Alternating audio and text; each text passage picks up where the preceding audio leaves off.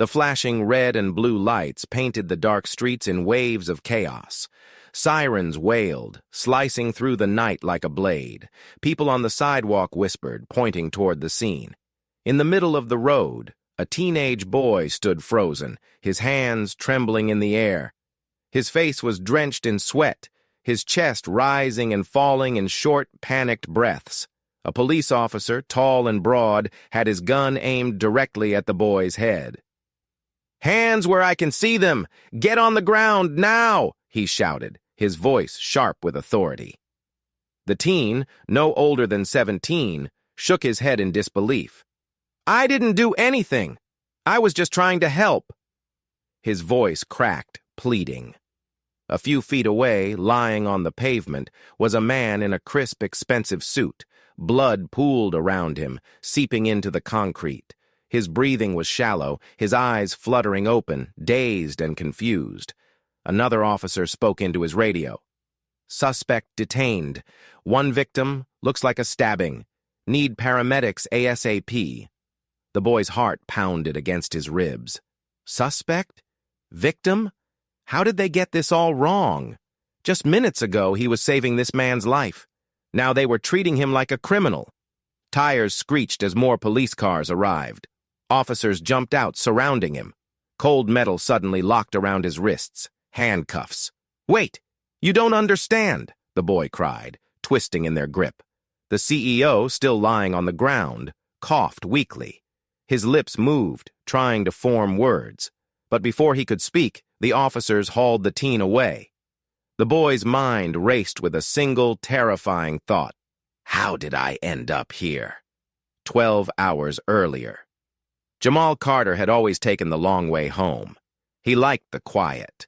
The shortcut through the alley behind the coffee shop saved him 5 minutes, but his mom always warned him not to take it. Nothing good ever happens in a dark alley, he say. But that night, he was tired. He had spent all evening at the community center, helping Mr. Lopez fix the old basketball hoop.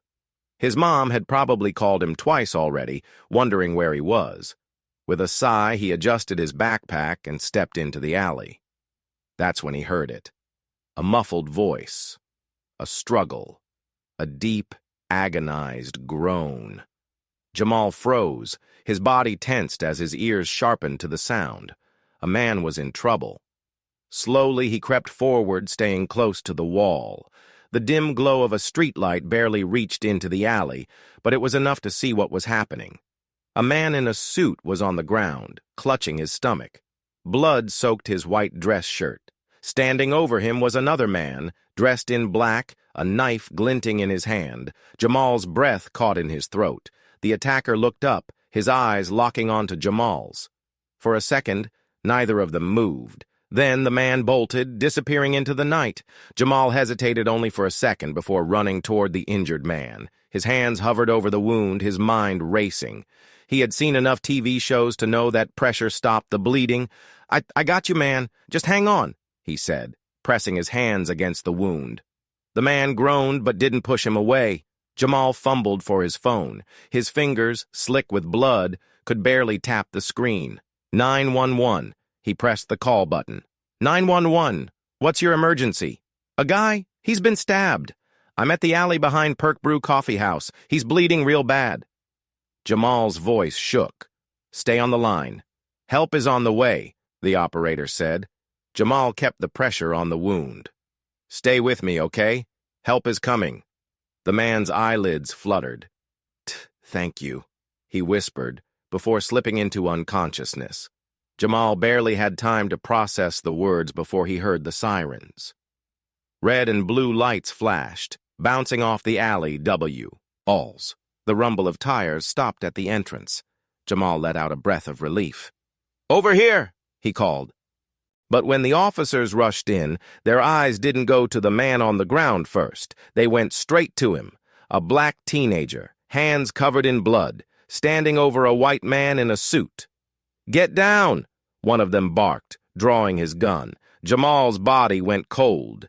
His hands were still pressed against the wound. He was trying to save this man. Wait! No, it's not what you think! Jamal stammered, stepping back, his hands raised.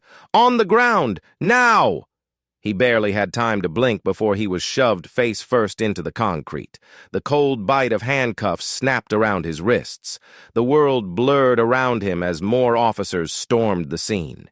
He heard them calling for paramedics, heard them trying to revive the man he had just saved. But none of them were looking at him like a hero, only like a suspect. And as he lay there, face pressed against the rough pavement, one thought echoed in his mind. This isn't fair.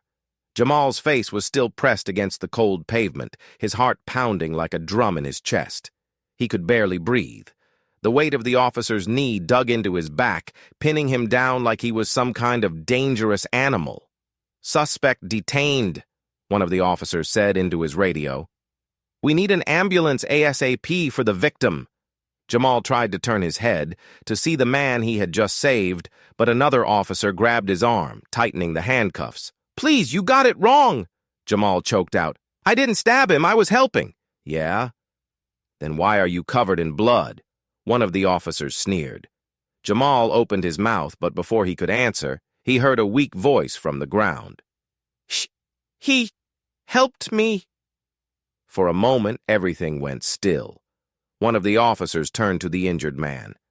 "Sir, did you say something?" The man groaned, struggling to lift his head. His face was pale, his lips dry, but he forced the words out. "He Ed, my life." Jamal let out a breath he didn't even know he was holding. The officer pressing him down hesitated. "Wait, this kid isn't the attacker?" Another officer, one with a thick mustache and sharp eyes, cursed under his breath. "Damn it! Someone get those cuffs off him!" The pressure on Jamal's back lifted, and within seconds, the cuffs were unlocked. He rolled over, gasping.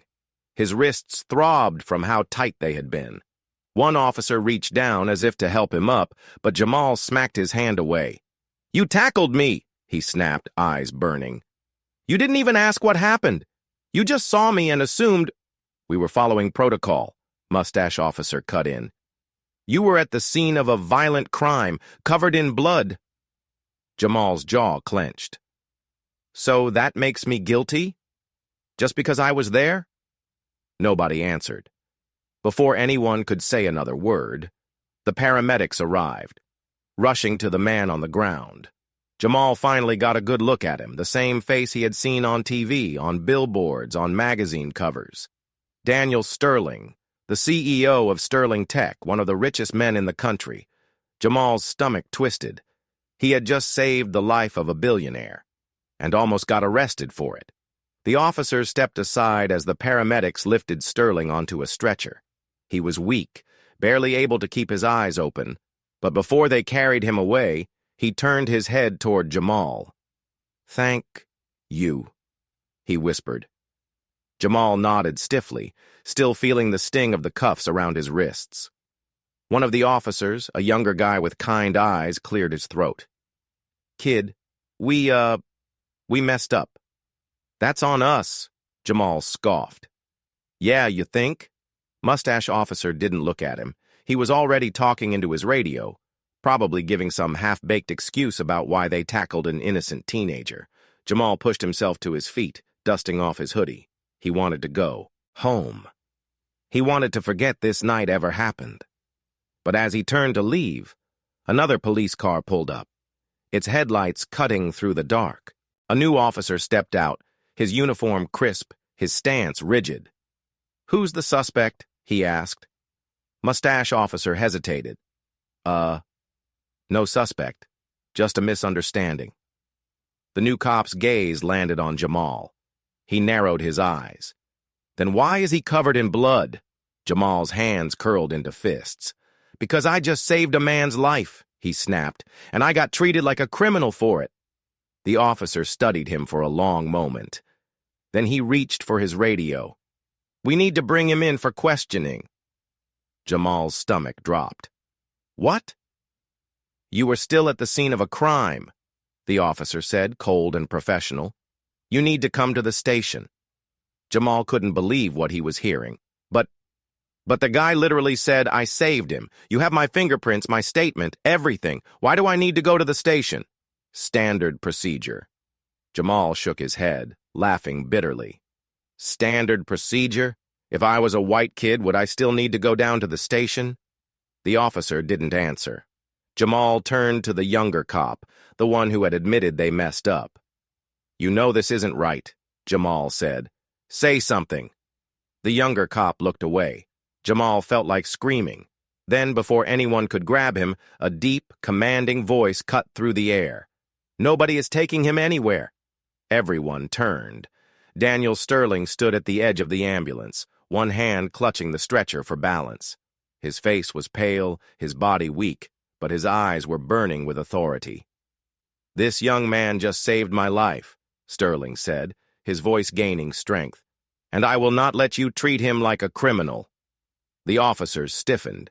Even Mustache Officer looked unsure. Sterling turned his gaze to the new cop, the one who wanted to take Jamal in. What's your name? The officer hesitated. Officer Harding, sir. Officer Harding, Sterling said, straightening up. If you arrest this boy, I will make sure your name is on the front page of every newspaper in America by morning. Silence. Jamal stared. The new cop, Harding, opened his mouth, then closed it again. He looked at his fellow officers, then at Sterling, then, finally, at Jamal. You're free to go, he muttered. Jamal exhaled, his hands still shaking with anger. He didn't say, thank you. He didn't smile. He just turned on his heel and walked away. As he disappeared down the street, Daniel Sterling watched him go, a look of quiet determination in his eyes, because he knew this wasn't the end. It was just the beginning. Jamal didn't stop walking until the flashing police lights faded behind him. His hands were still shaking, his heart still hammering in his chest. He wanted to scream, to punch something, to demand justice for what had just happened. But deep down, he knew. Justice wasn't something easily given. It had to be fought for. By the time he got home, his mom was waiting at the door, her face lined with worry. The second she saw him, she pulled him into a tight hug, not even caring that his hoodie was still stained with another man's blood. Jamal, what happened? She whispered, her voice shaking. Jamal closed his eyes for a second, trying to push back the storm of emotions swirling inside him. Mom, he said quietly, I saved a man's life tonight. She pulled back, searching his face. Then why do you look so— They thought I was the one who hurt him, he cut in, his voice sharp with anger. They threw me on the ground, cuffed me, treated me like I was a criminal. His mother's face darkened. She let out a slow breath, gripping his shoulders. Baby, I'm so sorry, she said. Jamal looked at her, eyes filled with frustration. Why does it always have to be like this? He asked, his voice barely above a whisper. Why do they look at me and only see a suspect? She had no answer for him, because there was no answer that made sense.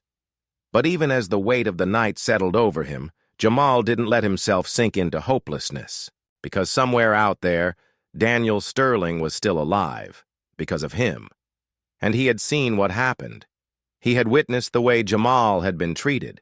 And when someone like Daniel Sterling saw something, the world paid attention. The next morning, Jamal woke up to his phone buzzing nonstop. Texts, calls, notifications flooding his screen. Confused, he opened one of the messages from his friend Malik. Bro, check the news. You're all over it. His stomach tightened as he tapped on a news app. And there it was, his face plastered across the headlines. Black teen saves billionaire's life, but police mistake him for the attacker. Jamal scrolled through the article, his hands gripping the phone tighter with every word. Daniel Sterling had spoken to the press. He had named the officers. He had described everything. The way they assumed the worst, the way they almost took Jamal to jail for simply being there. And people were angry. Jamal's heart pounded. For the first time in his life, It felt like people were listening. And maybe, just maybe, this time things could finally start to change.